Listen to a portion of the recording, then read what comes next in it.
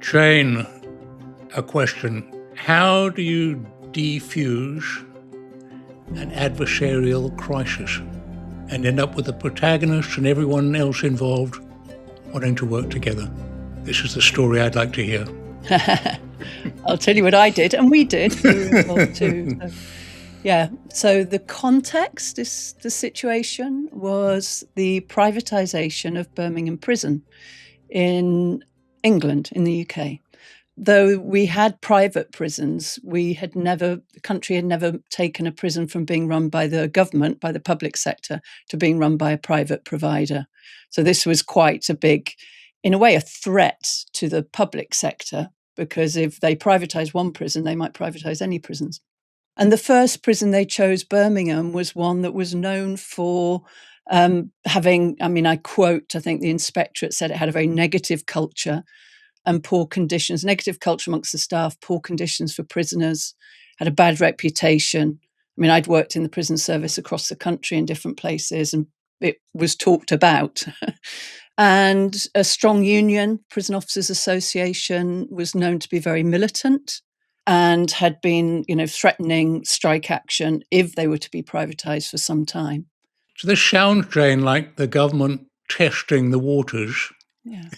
Can they privatise prisons? And if they can privatise prisons, would that be a good way to go economically? There's a lot of prisons, got a lot of money. So this is a big political question as well as a crisis within Birmingham Prison itself, I think. It was. And so the Prison Officers Association was using the phrase prisons are not for profit as like a strapline. It was on their website and on their letterhead and all over the place. The media had also obviously picked up on that as a phrase. And because of Birmingham's reputation, people can Google this and find other people have written about this story. But prison officers say that they believed that if you could break Birmingham Prison, then you could do this anywhere. So it was political and quite specific that you choose the most difficult place to do it first, because then you can do it anywhere. So that was the scenario. We were contracted by G4S. When they wrote their bid, we were written into their bid to support the cultural transformation that they knew would be required. And that was over 3 phases through mobilization, the initial kind of walking into the prison, taking it on, transition, and then the longer term transformation. But the story I want to tell really is pre-mobilization, a period of probably just a couple of weeks between the announcement by Ken Clarke, who was the Conservative Justice Secretary at the time, in the House of Commons, that G4S had won this contract. And the response to that was immediate. There was a threat of strike action. I think immediately over 700 staff walked out of Birmingham Prison. There was threats of wildcat action across the country. The government had trained military staff on hand should they be needed. The prisoners were all locked up because, of course, without staff, you can't run the prison regime properly. Prisoners were locked up and shouting and kicking their doors and kind of threatening to riot and do worse. So that was the scenario as the announcement was made. Meanwhile, G4S were delighted, but thinking, what do we do first? Yeah. So this is announced at the highest level publicly, and it's clearly a very volatile situation. G4S we were working for then have to decide how to tackle this. Yeah. For the first time they had tried running a privatised prison, presumably. Yes, so while this was all over the media and people were standing on the steps of Birmingham Prison, we got into a conversation with the managing director of G4S Custody Services, a guy called Jerry Petherick, who we'd worked with for a long time, had a lot of respect for. We'd done some good work together in other places. And we decided that the first thing would be to try and have a gathering of Prison Officers Association, key people, and the G4S leadership to settle the waters and establish how they might work together and cut off the risk of any immediate strike action. There were a number of steps that happened, I think all of which are critical to how we developed this kind of atmosphere and relationships to be able to transition this potential catastrophe.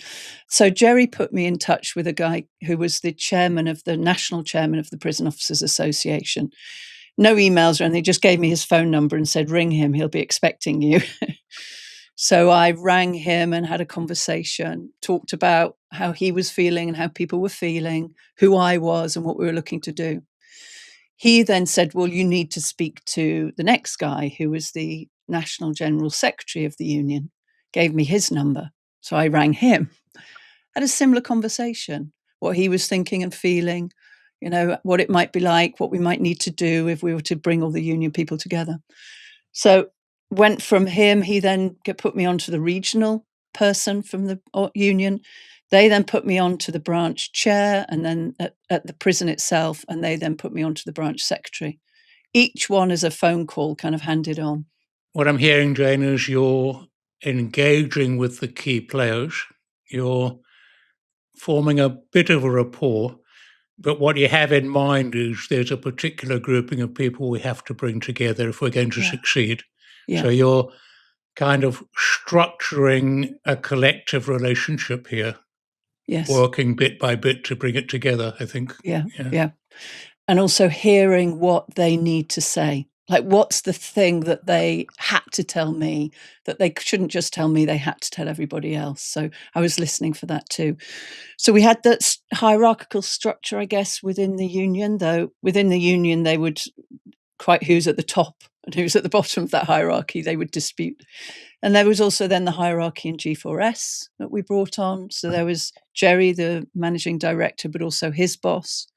And then people within his team who were going to be responsible for the mobilization of the prison. We brought them to our offices, didn't we? But the night before had dinner with all of them. Yeah. So we had a local hotel booked for dinner and then for the meeting to take place the following day. And it became obvious that it wasn't going to be the best environment. And actually, Jerry came to me and he said, I think we should do it at your offices. So our offices, our meeting room was set up more like a kitchen table. So it had both a formality to it, but also a very relaxed atmosphere and felt more personal. They were entering our personal space. So everybody agreed to that. And it was renowned. The kitchen table meeting people would talk about later. So the next morning, we all arrived at our offices. The branch chair from Birmingham didn't arrive, and people were wondering where he was, trying to ring him. Phone reception's not that good in the area. People thought he'd come with somebody else, and nobody knew where he was. Finally, he arrived some maybe 20 minutes after we were due to begin. And of course, he'd been expecting to travel with somebody, and he felt like he'd been left behind. And so it was a bit of a crisis. Like, can we continue with this meeting? Because the union was saying, we don't do this. We would never leave one of our members behind. Is this the way it's going to be? That was the kind of reaction. So we had all the G4S hierarchy, top to bottom in the room. We had the national representatives of the trade union, of the Prison Officers Association, the regional ones, and the local guy had been left behind. Yeah. And he had to shout and make a nuisance of himself to get into the room. We wondered whether there would be a meeting. He did come in. He did come in, yeah. And on the basis, I guess, the way we talked about it was that we'll still probably trip each other up. This is a complex, difficult process. We have to learn to keep working together, even when things don't go quite as we wished. So then we began with what we call a check-in, where you hear from everyone in the room. And I set it up really so that this was everyone's chance to tell their story, how they were thinking, how they were feeling. Really, it was quite open. I did pose a question, but to let people say what they needed to say, the kind of things that they'd said privately to me on the phone, to say it in front of everybody. And I think the most powerful kind of speech, I guess, was from the branch chair, who you felt that he was almost like a wounded lion, that he was loyal, committed, and had felt badly treated. I remember him saying, I would treat my dog better than we've been treated by the prison service. And he genuinely felt that. I'm sure the prison service would have their own story, but so that had to be heard. And it was quite moving the way he spoke. And then the other story I think that was meaningful was from the most senior G4S representative in the room, who stood up for private prisons. He talked about, how many public sector pension schemes invest in G4S. And so it's a really important part of making sure your members, he said, your members have a good pension is the profit that we make. So it was good to get that out on the table so early and be kind of explained in such a comprehensive, thoughtful way. So we then went on. I think the big question the union had was, are people going to lose their jobs? What impact is this going to have on our members and their job security? And of course, there were limits to what could be shared. But by talking over a range of different, some very practical things, like what's the process that happens now, some big ethical questions, and a chance for the local union reps to talk about their staff and what their staff were like and represent the positive lens to that culture.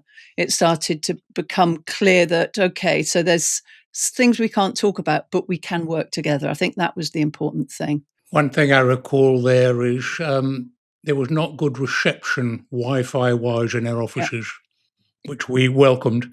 But in the break of a lunch and coffees, they were going to our assistant saying, can I get on your computer?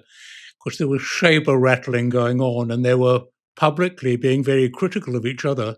And that was appearing in the media whilst next door were talking together. It was a very volatile situation.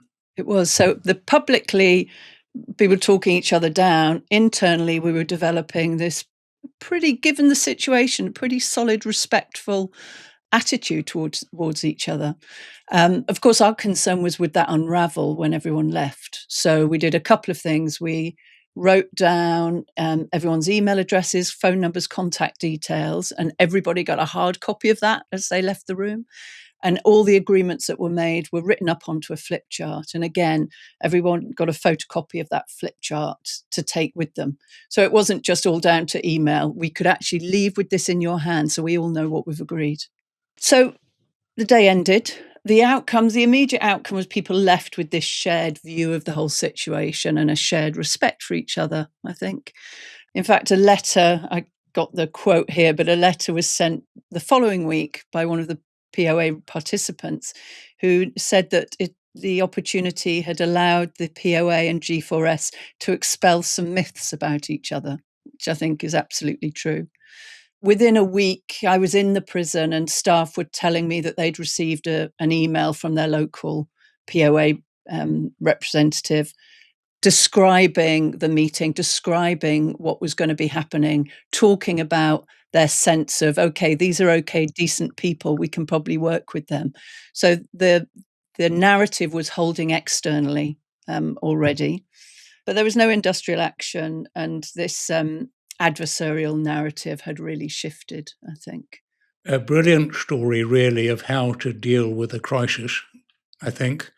And you described how you gathered, 12 or 14 people. Yeah.